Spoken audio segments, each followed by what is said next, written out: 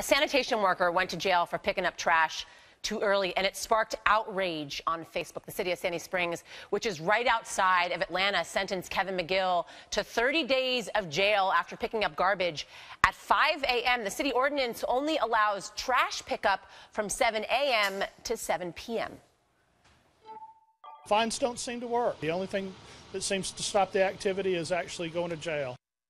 That was the prosecuting attorney. Apparently, residents flood 911 with calls when sanitation workers pick up trash too early. McGill served 2 weekends in jail before his sentence was suspended. And Teresa says the only reason they suspended his jail sentence is because of all the attention it's generated. Lisa writes, I think they should stop picking up trash in Sandy Springs for a few weeks. Then maybe they will show a little more respect for the person doing the job. Sandy Springs Municipal Court now admits their actions were, quote, disproportionate to a first-time offense. And Kevin McGill and his attorney, Kimberly Bando, are here with us. Thank you both for being there.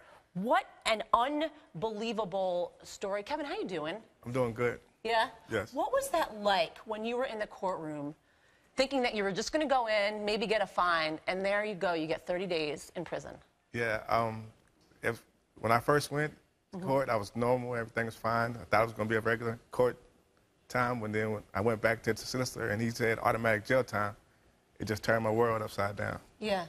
And that must have been hard. You served 2 weekends. Yes. And you're serving with criminals. Yes. And all you did was show up to work 2 hours early. Yes.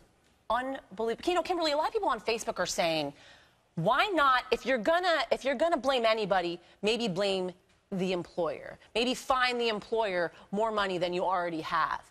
And instead, they blame Kevin, who is just showing up to work and doing his job the way that he should be doing it. Do you know why they didn't go after the sanitation department instead? I'm not actually 100% certain, but that was my position from the beginning. He's the employee. He's not the employer. He has to go and do his route when his job tells him to go out and pick up the trash.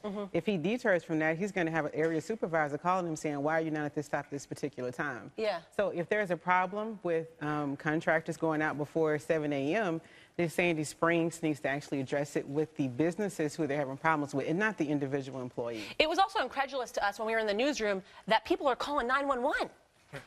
Right? Yeah. That you're flooding 911 with calls about the guy who's picking up your trash because he's too early. That just seems unbelievable to me. You know, Kevin, you weren't even in a residential area picking up the trash, were you? I do commercial, so it's apartments around the area. So it was an apartment that they were building on right there. So I was kind of in the residential area because of apartments. Did you know that you weren't supposed to be there that early? Not at that particular stop, because there's always construction trucks there, delivery trucks, tractor trailers. So at that particular stop, I thought it was okay to go there. Yeah. And I was trying to avoid the construction workers. When they come, it makes it harder for me to do that job there. Had you been in the situation before? Had you ever picked up trash early before this period, this time?